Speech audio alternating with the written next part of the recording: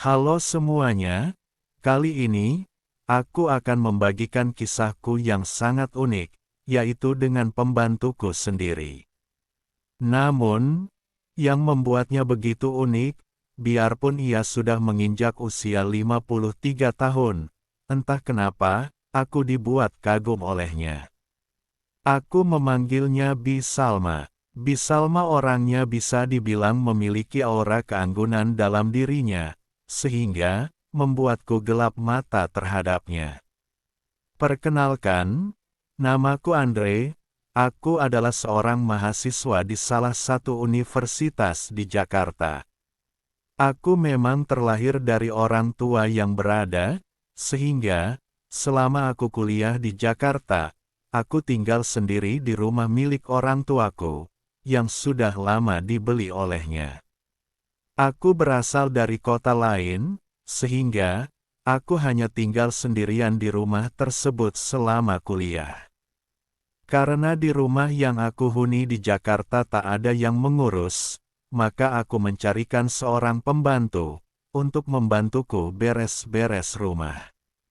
Usiaku saat itu masih 20 tahun, Bisalma, orangnya begitu baik dan penuh perhatian. Biarpun ia sudah menginjak usia senja, namun, ia masih terlihat segar dan bugar di mataku. Ia sudah memiliki 2 orang anak, yang laki-laki sudah menikah, dan satu lagi yang perempuan, masih bersekolah. Sudah 6 tahun belakangan ini, suami Bisalma belum pulang dari perantauannya di Brunei. Katanya, sang suami sedang mengalami krisis keuangan di sana, sehingga ia berinisiatif untuk membantu suaminya untuk mencari uang tambahan, dan dia rela menjadi art untuk anaknya yang masih sekolah. Singkat cerita, sudah 1 bulan ini, Bisalma menjadi art di rumahku, dan aku perhatikan, ia memang sangat rajin sekali untuk urusan beres-beres rumah. Rumahku jadi terlihat bersih selama ada Bisalma. Rumahku ini hanya terdapat 2 kamar saja, satu di depan, yang aku tempati, dan satunya lagi di dekat dapur. Bulan pertama ia bekerja, belum ada sesuatu yang janggal di antara kami berdua. Namun, dengan seiringnya waktu berjalan, ada sesuatu yang perlahan mengganggu pikiranku. Sore itu, ketika aku mau mandi, kebetulan juga Bisalma sedang mencuci pakaian dengan cara manual, karena waktu itu, aku belum mempunyai mesin cuci. Saat sedang berjalan, aku sekilas melihat Bisalma yang sedang duduk menghadap pintu. Yang membuatku takjub ialah, karena pemandangan yang terlihat begitu indah di depanku. Karena saat itu, Bisalma mengenakan daster sederhana, ditambah lagi, dasternya terkena cucian, sehingga otomatis, saat ia duduk, ia tidak sadar bahwa sesuatu itu sedikit memperlihatkan dirinya. Aku melihat pemandangan alam yang nyata itu begitu jelas. Pikiranku sudah bergejolak saat aku tengah bersih-bersih di dalam. Karena penasaran, aku mencoba melihatnya kembali, dengan mencari celah kecil di sekitar pintu, dan ya, aku menemukannya. Aku pun mulai memantaunya dari celah kecil itu. Dan benar saja, semakin nampak jelas pemandangan alam yang aku saksikan itu, walaupun umurnya tak muda lagi. Tanpa sadar, gejolak di dadaku semakin membara. Sehingga terpaksa, aku harus mengeluarkan semua itu dengan tanganku sendiri. Pikiranku terus terfokus pada sosok pembantu yang usianya sudah senja itu. Setelah semua beres, seperti biasa, aku bersantai sambil menonton TV. Tapi, entah kenapa, bayanganku tentang yang tadi masih melekat di benakku. Karena perasaan penasaran, aku berjalan untuk melihat kembali. Namun, Rupanya ia sedang menjemur pakaian yang sudah dicucinya di halaman belakang. Dari kejauhan, aku memantaunya. Pikiranku kembali bergemuruh. Jika saja bibi tahu apa yang aku perlukan, dan ia mau mewujudkan cita-citaku itu, pasti aku sangat beruntung sekali, gumamku dalam hati. Namun yang jelas, pasti sangat mustahil semua itu terjadi. Karena Bisalma, tak nampak seperti yang kuharapkan itu. Dia terlihat sangat baik bagiku, pasti ia juga bisa menjaga kehormatan dan harga dirinya. Dan gak mungkin juga, aku mengungkapkannya langsung sama dia. Dia juga sudah menganggapku sebagai anaknya sendiri. Dengan bayangan Bisalma yang masih melekat di benakku, aku pun kembali nonton TV. Dan gak lama kemudian, Bisalma masuk ke dalam rumah, dan aku langsung pura-pura bertanya. "Sudah selesai Bi nyucinya?" tanyaku. "Sudah Mas."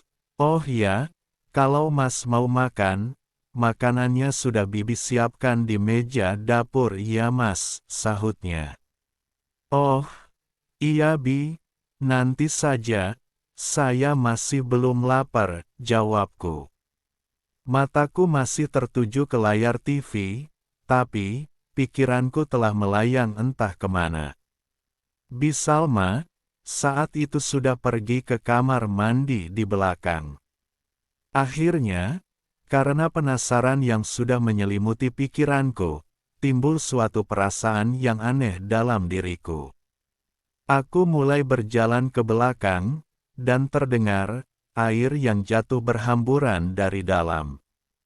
Aku belum pernah seperti ini sebelumnya. Aku mulai mencari celah kecil di pintu, untuk kugunakan sebagai CCTV rahasia. Sungguh indah ciptaan Tuhan tersebut. Aku melihat semua pemandangan alam itu dengan jelas.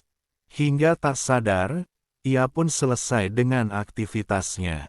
Aku langsung buru-buru beranjak lari ke depan TV lagi, seolah-olah tidak ngapa-ngapain. Apa yang kusaksikan barusan, memang sungguh membuatku tertegun. Selanjutnya, setelah ia selesai rapi-rapi, aku mengajaknya makan bersama, sembari mengobrol kecil. Saat sedang makan, aku sempat mencuri-curi pandang kepadanya. Ia terlihat begitu anggun di mataku, walau usia yang sudah 50 tahun lebih. Oh Bisalma, andaikan aku bisa seperti itu, aku menjadi orang paling beruntung, batinku. Dengan usiaku yang baru 20 tahun, sangat wajar, jika aku mempunyai rasa penasaran yang tinggi, karena memang, aku belum pernah mengalami hal semacam itu. Bibi betah gak kerja di sini?" tanyaku. "Betahlah Mas, namanya juga kerja. Kalau gak betah, mau dapat uang dari mana?" jawab Bisalma. "Oh ya, Bisalma kalau dilihat-lihat, cantik juga ya," godaku. "Ah, Mas ini bisa aja, sudah tua gini masak dibilang cantik," ujarnya. "Tapi, Bisalma benar-benar masih cantik loh, seandainya kalau kita masih seumuran, pasti sudah kunikahi," candaku.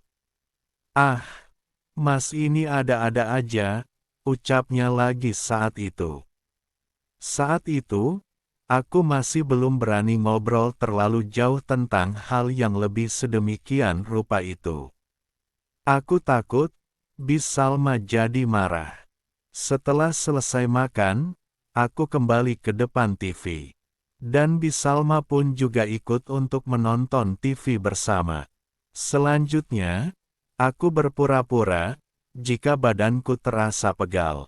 Dan aku minta tolong sama Bisalma untuk mengurutku. Badanku terasa pegal sekali hari ini, entah karena abis main bola, Bibi bisa tolong ngurutin nggak? Tanyaku. "Ya, bisa sih sedikit, Tapi, kalau nggak mendingan, jangan marah ya, balasnya. Gak apa-apa Bi, yang penting, pegal-pegalnya sedikit hilang, jawabku. Ia kemudian beranjak ke ruangannya, untuk mengambil handbody untuk mengurut. Mas balik aja ya, ucapnya, ketika kembali menemuiku. Oh iya Bi, sahutku dengan spontan, dan hati gembira. Dan aku pun segera mengambil posisi sebaik mungkin. Dengan perlahan, ia mulai mengobati pegalku. Dan ternyata, dia juga bisa mengobati pegal-pegal. Wah, Bi Salma pandai sekali ngurutnya ya, ucapku. Biasa aja loh mas, kayaknya, ini siapa aja bisa ngurutin sih, katanya sembari mengurut. Kemudian, aku mulai memberanikan diri untuk bertanya-tanya ke Bi Salma. Bibi kan sudah lama jauhan sama suami Bibi. Apa Bibi gak kangen ya, tanyaku.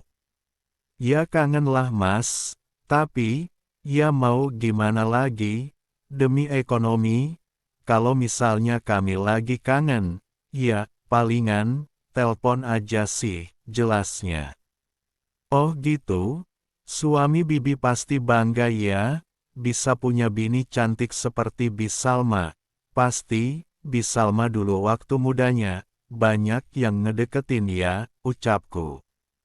Iya sih banyak yang deketin, tapi, Bibi memilih suami Bibi yang sekarang ini, karena dulu, waktu masih muda, suami Bibi itu orangnya pendiam, tidak suka neko-neko. Sedangkan yang lain, semua Bibi tolak, karena mereka semua suka minum-minum, makanya Bibi gak mau sama mereka, meski mereka kecewa pada Bibi, Bibi gak peduli, sampai sekarang pun, mereka masih sering ngelirik Bibi, walaupun mereka tahu, kalau Bibi sudah bersuami, dan mereka juga sudah beristri, terangnya. Wah, seru dong ceritanya. Udah seperti di sinetron-sinetron, ujarku. Mas ini bisa aja sih, sampai lari ke sinetron. Mas, coba mas berbalik, ujarnya. Selanjutnya, setelah balik, tanpa aku sadari, ada sesuatu yang bergejolak pada diriku, karena memang, kalau di rumah, aku sering sarungan. Loh mas, kok bisa begitu? Pasti lagi mikirin sesuatu ya, tanyanya. Aduh Bi, maaf, aku gak sengaja, ucapku. Lalu, aku pun segera menghalanginya. Sebenarnya Bi, memang ada yang aku lamunkan, jelasku, dengan sedikit tersipu. Hayo, Mas lagi mikirin apa sih? Kok bisa sampai seperti itu?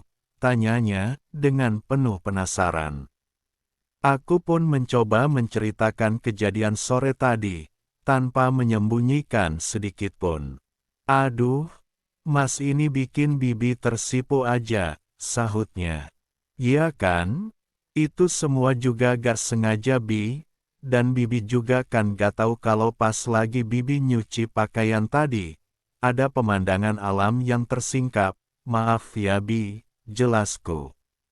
Terus, karena aku masih penasaran, jadi deh aku nekat seperti tadi sore, ungkapku lagi. Terus, apa yang Mas pikirin sekarang? Kok bisa masih ada gejolakannya seperti itu? Tanya Bi Salma. Bi Salma, jawabku singkat, dengan tersenyum penuh arti. Kok bisa Bibi sih Mas? Jangan gitulah mas, ucapnya. Tenang aja Bi, lagian kan, aku tenang-tenang saja, aku cuma penasaran aja loh Bi, ujarku, mencoba mencairkan suasana.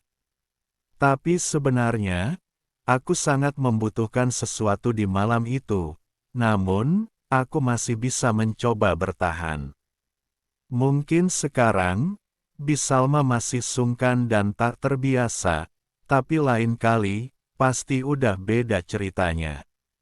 Aku masih mencoba bersabar menunggu momen yang pas untuk itu semua. Sudah Bi, udah malam nih, pasti Bibi capek kan? Bi Pipit istirahat aja dulu, ujarku. Iya Mas, oh ya, lain kali, jangan gitu lagi ya Mas. Bibi bener-bener malu loh, ujarnya. Iya Bi, Bibi tenang saja, gak usah punya pikiran aneh-aneh tentangku. Aku ini bukan orang jahat, ucapku. Ya sudah Mas, ditinggal dulu ya, Mas jangan kemalaman istirahatnya. Gak bagus buat kesehatan, ucap Bisalma sebelum ia beranjak ke ruangannya. Kemudian, setelah ia beranjak ke dalam ruangannya, jam dinding sudah menunjukkan pukul 11 malam, namun, mataku belum juga bisa terpejam. Pikiranku semakin gaduh memikirkan tentangnya. Lalu, aku beranjak ke belakang, untuk sekedar mencuci muka. Setelah selesai cuci muka, aku melihat gantungan di kamar mandi. Ada sesuatu yang tergeletak di gantungan itu, yang membuatku semakin penasaran. Lantas, aku menghirup aroma yang masih menempel, yang sudah seharian digunakan olehnya. Wanginya begitu khas, hingga aromanya meningkatkan gejolak dalam pikiranku. Dan tanpa aku sadari, tiba-tiba saja, Bisalma sudah berdiri di depan pintu, ketika aku masih dalam keadaan seperti itu. Pintunya memang tidak aku kunci, karena aku pikir, Bisalma sudah beristirahat dengan pulas. Mas, apa yang Mas kerjakan itu? Ucap Bisalma kaget. Seketika, mukaku langsung merah padam. Aku begitu tersipu, tapi, karena sudah terlanjur diketahui olehnya, aku mencoba biasa saja. Maaf Bi, aku sudah nggak bisa membendung gejolakan di dadaku lagi. Pikiranku terus mengganggu, sampai aku gak bisa istirahat, jelasku. Dia menatapku, lalu berkata, apa Mas benar-benar membutuhkan? Bibi jadi nggak tega melihat Mas seperti itu. Bibi bisa bantu Mas mendapatkannya, ungkapnya. Serius nih Bi? Tanyaku kaget, dan memastikan kata-katanya. Udah, Mas tunggu di ruangan Mas aja dulu, Bibi mau buang air sebentar, ucapnya. Aku pun langsung bergegas ke ruanganku. 5 menit kemudian, apa yang dijanjikan Bisalma ternyata ia penuhi juga. Aku tak pernah menyangka, jika Bisalma mau memenuhi janjinya itu. Saat itu, ia membantuku mendapatkan apa yang sejak tadi mengganggu pikiranku. Ia mengajariku langkah-langkahnya, dan aku mengikuti apa yang diajarkan padaku olehnya dengan penuh semangat. Sungguh di luar dugaan, kalau hal ini benar-benar terjadi dalam hidupku.